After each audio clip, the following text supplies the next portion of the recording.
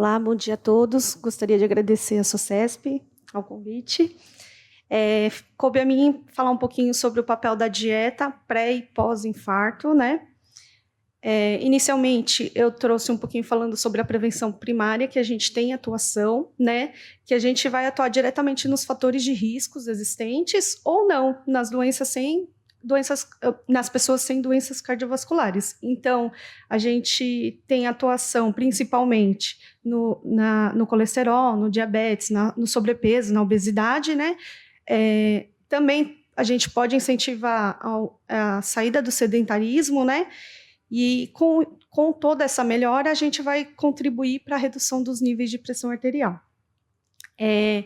Eu trouxe algumas estratégias sobre alimentação, né? A primeira que eu trouxe é em relação ao guia alimentar para a população brasileira, que não é tanto utilizado, infelizmente, é um material muito rico.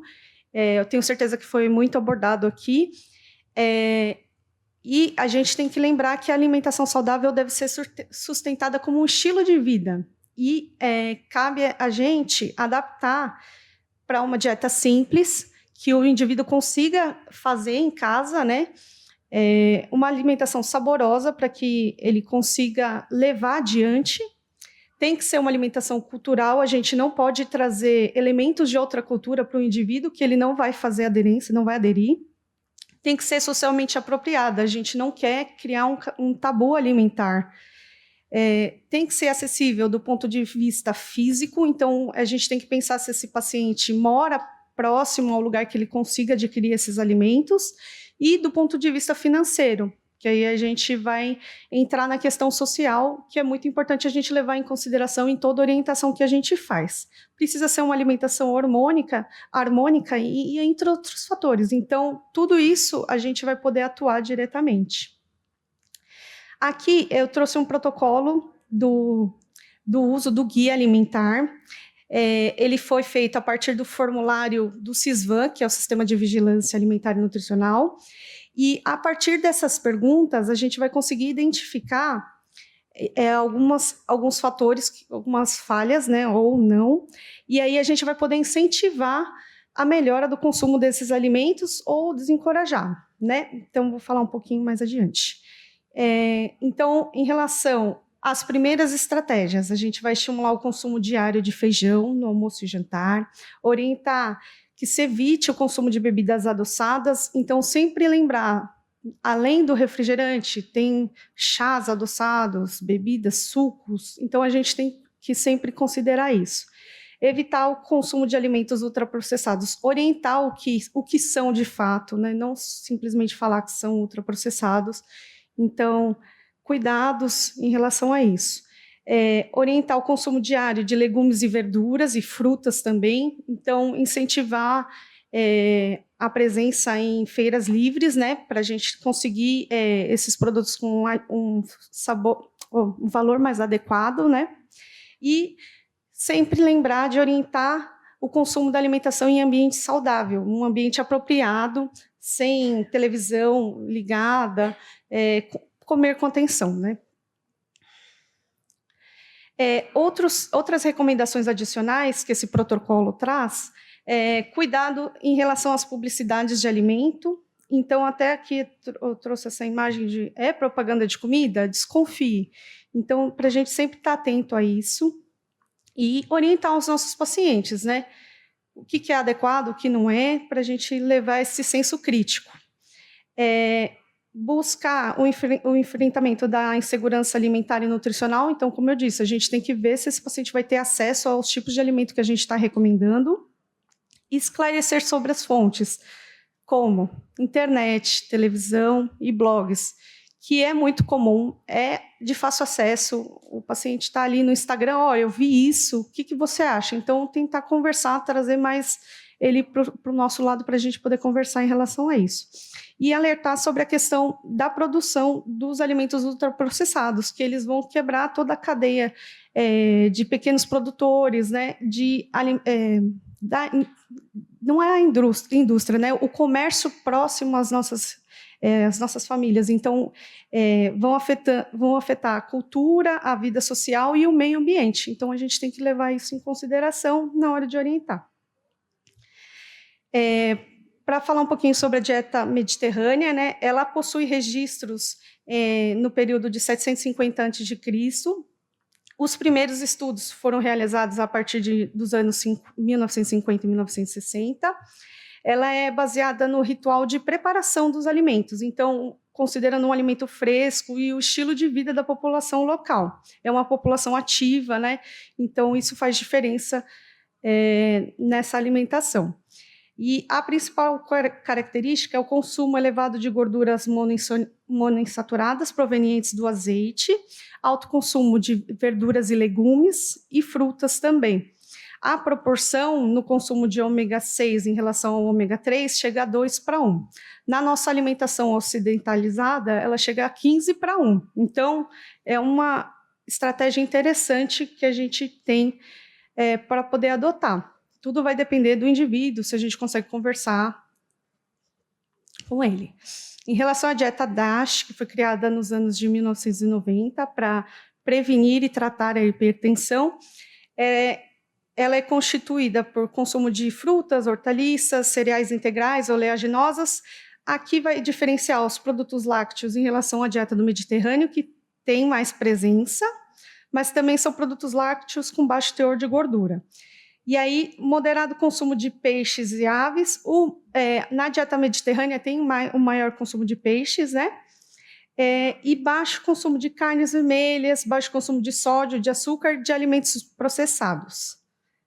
Aqui também não está tão presente o consumo do azeite.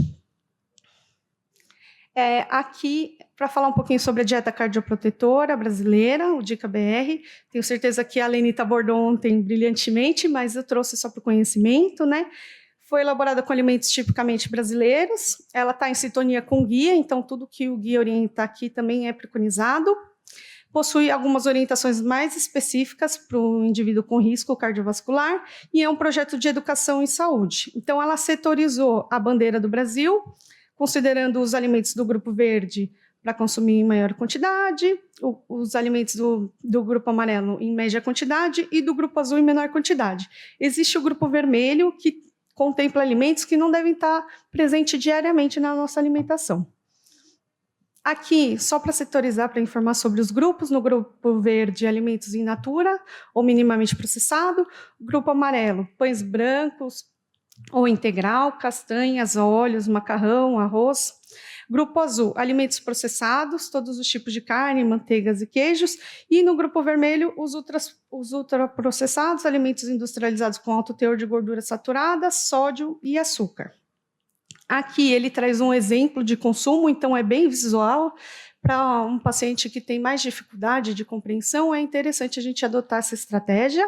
E aqui um exemplo do almoço, mas ele traz exemplo de todas as refeições que a gente pode adotar e mostrando, o visual acaba ajudando, né? Em relação às dietas baseadas em vegetais, né? Vegetarianas, veganas, alguns estudos randomizados controlados trazem evidências que apoiam fortemente uma ligação entre uma dieta saudável à base de plantas e a saúde cardiovascular. Contudo, a gente tem que lembrar que tem que ser enfatizada a qualidade da dieta, né? E não simplesmente só categorizar os alimentos. Esse é animal e esse é de origem vegetal. Então, no contexto geral, a gente só tem que lembrar que uma alimentação vegetariana e vegana pode, às vezes, não ser saudável. Então, a gente tem que orientar muito bem esse paciente dentro de todo o contexto, né? A partir da prevenção secundária, né, a gente vai abordar os cuidados para evitar a piora do quadro. Então, a gente vai reduzir o risco de estágios mais avançados, como o infarto, que é o que a gente veio falar aqui, e o acidente vascular cerebral. No hospital, o tratamento do infarto geralmente não deve ser feito no hospital, né? Pode ser optado por procedimentos cirúrgicos para restabelecer a circulação sanguínea ou uso de medicamentos, ou ambos, né? Para restabelecer essa circulação sanguínea. Então, considerando a restrição no leito, a gente recomenda uma dieta laxativa, mas a gente tem que sempre conversar com esse paciente. Então, como é que está o intestino, como que funciona habitualmente, então a gente tem que estar em sintonia com o paciente. Antes do cateterismo cardíaco, a gente é recomendado um jejum de 4 a 6 horas.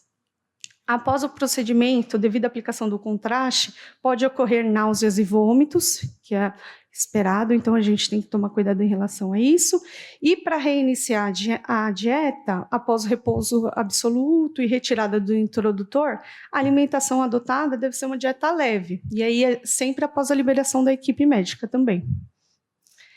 Na orientação nutricional de alta hospitalar, então a nossa orientação acaba sendo mais qualitativa, por conta da demanda dos andares, né, a gente acaba ficando com muitos pacientes, mas a gente tem que enfatizar os efeitos principais, né, o que é ideal para esse paciente, esclarecer dúvidas e tabus. A gente tem muito paciente com muita dúvida, e não são dúvidas assim avançadas, são dúvidas simples, que muitas vezes o primeiro contato com um nutricionista vai ser no hospital, então a gente tem que considerar isso, né? A gente recomenda uma dieta hipossódica, a gente explica sobre a questão de óleos e gorduras, realmente o que a Camila abordou sobre a banha de porco ainda está muito presente, e os pacientes levam isso como uma verdade absoluta, é difícil até a gente, né, contestar, mas a gente tenta conversar, orientar, a gente explica, né? A gente tem que lembrar do contexto social do indivíduo, a gente atende pacientes de todo o país, né? E nem sempre eles vão ter um acesso adequado a todos os alimentos. É ideal a gente fazer um encaminhamento ou para um ambulatório de nutrição. No caso da gente no Dante, a gente é privilegiado nesse ponto, mas, se não, a gente faz um encaminhamento para a unidade básica de saúde, que é referência, né, próxima à residência desse paciente. Aqui as recomendações em indivíduos saudáveis em relação aos lipídios. De indivíduos saudáveis, gorduras totais de 25 a 35. Aqui eu acabei coletando esse dado do guideline dos americanos, né? Da alimentação saudável, né? Ácidos graxos saturados menor que 10% do VET e os ácidos graxos trans mínimo possível. Já na nossa recomendação para redução do risco, menor que 35% as gorduras totais, menor que 7% o valor energético total, e os ácidos graxos trans, exclusão da dieta. Com a nova RDC, que saiu recentemente, a gente tem essa questão, né, de exclusão dos alimentos, e os alimentos que eram ricos em alimentos trans agora passaram a ser ricos em gorduras saturadas, então a gente tem que ficar atento a isso. E aqui, recomendações dietéticas para o tratamento das dislipidemias, que a gente tem que ter um pouco mais de ênfase após o infarto, né, após o evento, para que a gente siga mais adequadamente. Então, é recomendado uma perda de peso de 5 a 10%. Em relação aos carboidratos, 45% a 60% do valor calórico total. Açúcares de adição, menor que 10%. Proteínas, até 15%. Gorduras de 25% a 35%, os ácidos graxos trans excluir da dieta, os saturados menor que 7%, os monoinsaturados 15%, os poliinsaturados de 5% a 10%, o linolênico, o ácido linolênico, né, ômega 3, 1,1 a 1,6, e as fibras de 25 gramas ao dia, sendo 6 gramas de fibra solúvel. É isso que eu trouxe para vocês, pessoal. Muito obrigada.